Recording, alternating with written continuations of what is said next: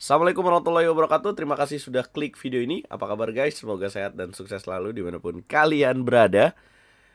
Video ini sangat menarik karena kita akan bahas andalan Indonesia, satu-satunya pecatur Indonesia yang tampil di ajang World Rapid and Blitz. Ini adalah kejuaraan dunia catur cepat dan catur kilat. Formatnya catur cepat 15 menit dengan bonus waktu 10 detik.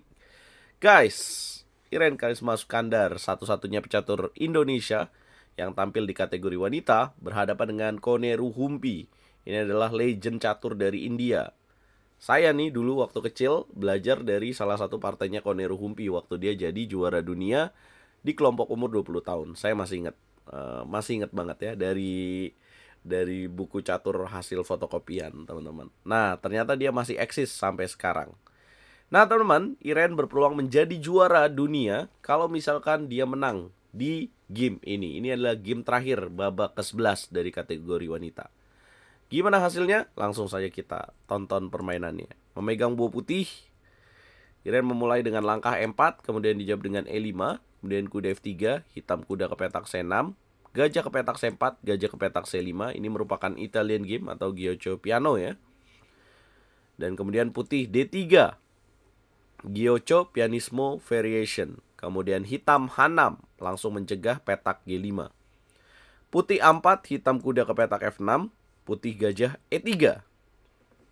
Buat teman-teman yang sudah menonton game dari Iren Karisma Sukandar kemarin ya, kebanyakan dia memang memegang buah putih dengan Italian game, mainkan langkah A4. Jadi buat teman-teman yang belum nonton, silakan nonton video kemarin ya. Nah, kali ini berbeda karena respon lawannya juga berbeda, H6 dan kuda F6, putih langsung gajah ke petak E3. Apa tujuannya? Yes, kekuatan dari hitam adalah gajah gelapnya ini nih dalam pembukaan ini. Ya, gajah gelap sering menjadi tokoh apa ya, antagonis lah. Ya, menjadi perwira yang sangat mengganggu buat putih. Ya, pertukaran terjadi, double pawn, rugi nggak nih buat putih? Tidak ya teman-teman, karena ini akan membuka jalur F di mana gajah sudah menyerang petak F7. Jadi nanti kalau rokade langsung nyerang. Hitam mainkan langkah D6, kemudian putih lanjutkan dengan rokade, dan hitam melakukan hal yang sama, menukar gajah. Putih kuda B ke petak D2, kemudian hitam lanjutkan dengan rokade, kemudian putih menteri E1, ide yang bagus untuk menteri G3, manuver mengancam raja di petak G8. Hitam menjawab dengan langkah kuda B4 mengancam pion C2, putih benteng ke petak C1, hitam mainkan langkah C6.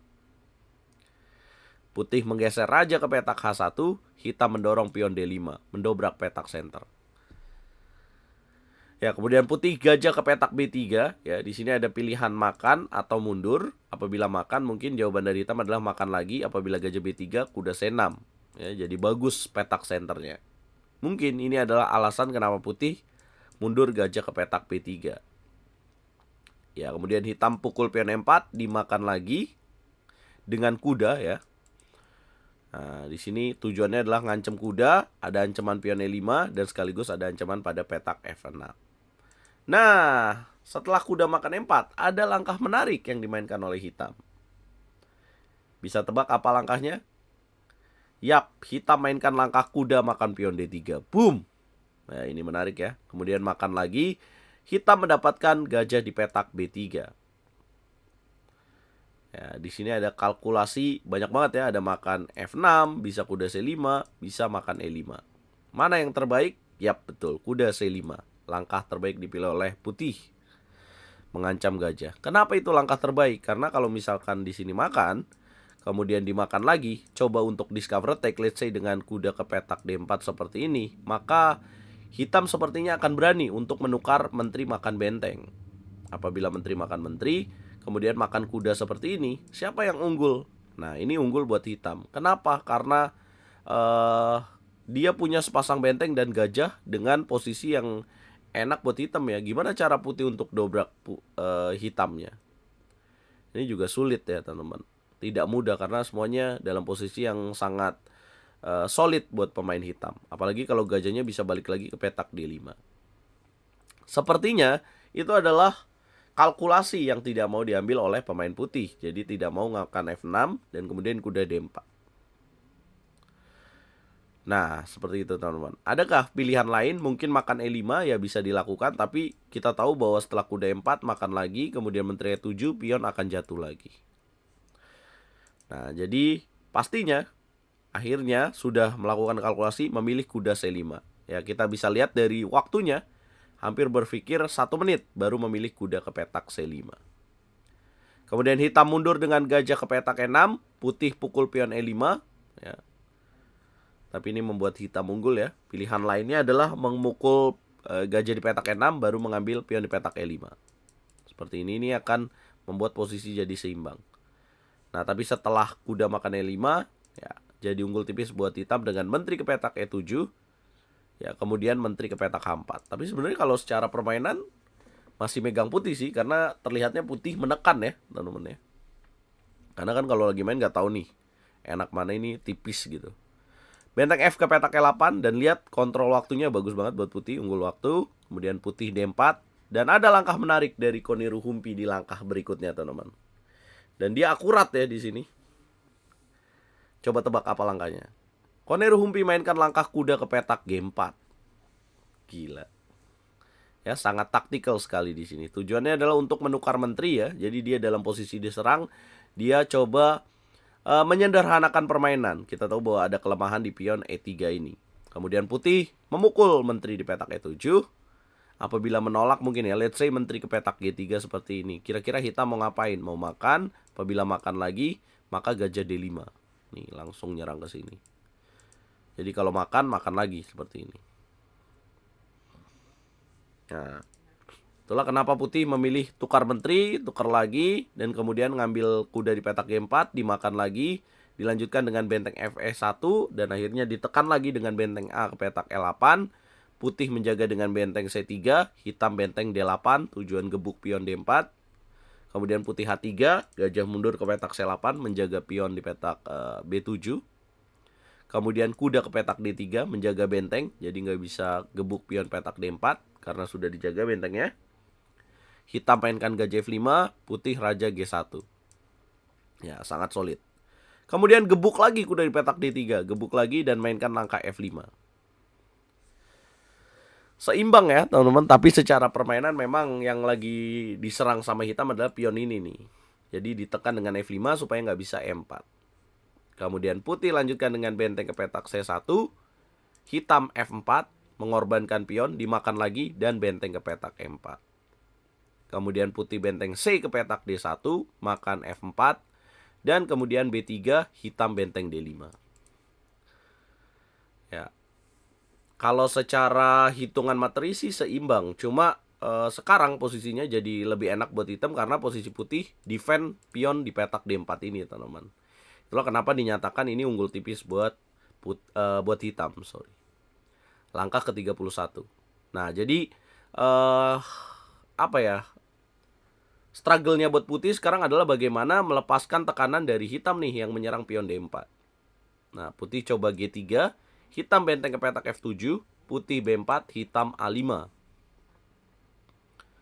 Ya. Lawannya juga sangat luar biasa ya. Lawannya sangat paham posisi, A5 dimainkan supaya makan dan kemudian makan lagi, ada tekanan baru lagi. Dan di sini putih akhirnya melepas ya. Kayaknya Kairen akhirnya decide untuk melepaskan pion ya. Apabila menjaga mungkin dia tahu bahwa di sini ada B5 ya. Apabila dijaga lagi dengan benteng A ke petak E1, maka ada benteng F ke petak A7. Jadi memang sulit ya apabila di sini benteng ke petak C1 untuk ngancem pion petak C6, masih ada benteng makan A4 dan kemudian mendapatkan pion di petak D4. Nih, kalau makan, kemudian makan C6, makan D4. Nah, begini kalah nggak? Sebenarnya juga ada peluang remisnya ya, tapi ya mungkin tidak mau dengan mengambil kalkulasi ini. Nah, idenya sama sih dengan sekarang saat ini putih memilih D5. Idenya sama, mau endgame ya kalah satu pion tapi ada peluang untuk remis. D5 dimainkan, gebuk pion petak D5, kemudian benteng ke petak D4 menjaga pion di petak A4 terlebih dahulu. Ide yang sangat bagus. Kemudian benteng F3, kemudian putih raja G3, hitam benteng ke petak A3 mengancam pion. Kemudian benteng B1, hitam makan pion petak A4, kemudian dimakan lagi, makan lagi, dan kemudian mengambil pion B7. Seimbang nih teman-teman, walaupun 3 lawan 2, tapi secara evolution bar seimbang. Kenapa? Ini ada peluang untuk remis. Nah, game dilanjutkan dengan langkah ke-40, hitam benteng D4, putih raja F3, hitam raja ke petak H7, putih raja E3, hitam benteng M4, raja F3, raja ke petak G6, kemudian benteng ke petak D7,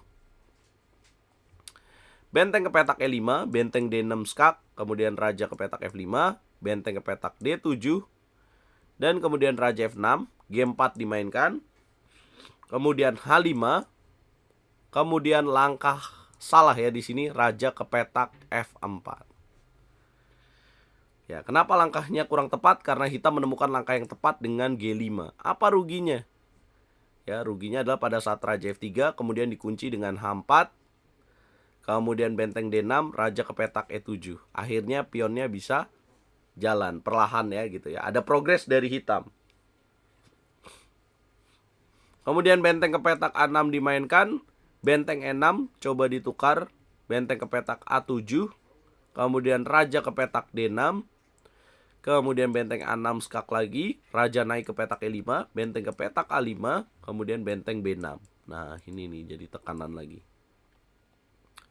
Langkah ke-55 menjaga benteng skak ke petak B3 dengan benteng A3, raja naik ke petak D4, benteng ke petak A4, kemudian raja ke petak C3, kemudian benteng A5, benteng F6 skak, ya, tepat terus nih lawannya, raja ke petak E2, kemudian benteng E6 skak, raja ke petak F2, benteng ke petak E5.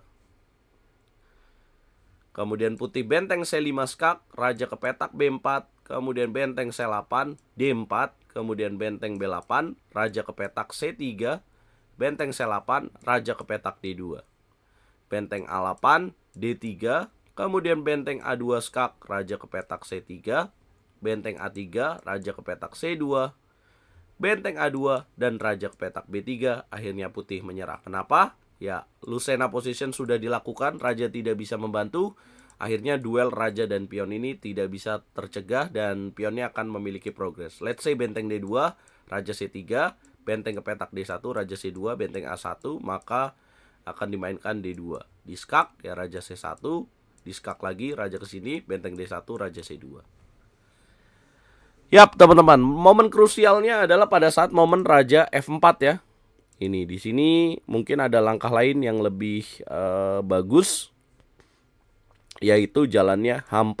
Apa tujuannya? Kalau dimakan, makan lagi. Apabila benteng E4, raja ke petak H3, maka di sini ada satu pion ya yang terus diancam oleh benteng putih. Apabila D4, maka raja ke petak E3 atau H5 lah gitu ya. Nah, jadi rajanya belum bisa bantu. Terpaksa harus meninggalkan pion ini ya. Gitu, teman-teman. Nah, tapi namanya juga ini permainan catur cepat ya. Jadi waktu juga yang memberikan pengaruh untuk hasil ya dan akurasi. Jadi wajar aja kalau misalkan ada akurasi yang akhirnya salah, teman-teman. Nah, akurasi dari kedua pemain sangat luar biasa. Putih 93,2%, hitam 97%. Jadi gila banget lawannya, akurasinya tinggi banget, teman-teman. Itulah kenapa Koneru Humpi ya tadi bisa bayangin waktu dia jadi juara dunia kelompok umur 20 tahun. Ya, saya ingat juara di kelompok putranya adalah Peter Ax ya, ada pecatur dari mana lupa saya. Nah, juara wanitanya ada Koneru Humpi. Coba bayangin, dia umur 20 tahun udah jadi juara dunia. Saya baru belajar catur, baru membaca partai-partainya dia di umur di bawah 10 tahun mungkin. Gila banget ya, dengan pengalamannya dan akurasinya sangat tinggi sekali, luar biasa. Tapi menariknya, game ini adalah yang menentukan juara dunia kalau nggak salah, teman-teman. Karena berkat hasil ini di papan lainnya ya, itu hasilnya remis nih dia. Di babak ke 11 ya, nih. Jadi poinnya sama nih. Nah, ini yang lain remis, cuma di meja 3 aja yang hasilnya menang ya. Dan akhirnya ini menentukan jadi juara dunia. Luar biasa. Ya, luar biasa juga. Dan inilah akhirnya juara dunia Koneru Humpi, juara 2-nya Ju Wenjun, silver medalnya, dan juara 3-nya Katerina Lagno. Di kategori putra, juara 1, 2, 3-nya itu dari Rusia. Dan Kairen finish di peringkat 9 ya. Ini 9 dunia dari 110 kills. Luar biasa sekali, kredit untuk kita ucapkan ya. Selamat buat Iren Karisma Sukandar sebagai satu-satunya wakil pecatur Indonesia di ajang tertinggi FIDE World Rapid Chess Championship. Kita harus berikan aplaus juga.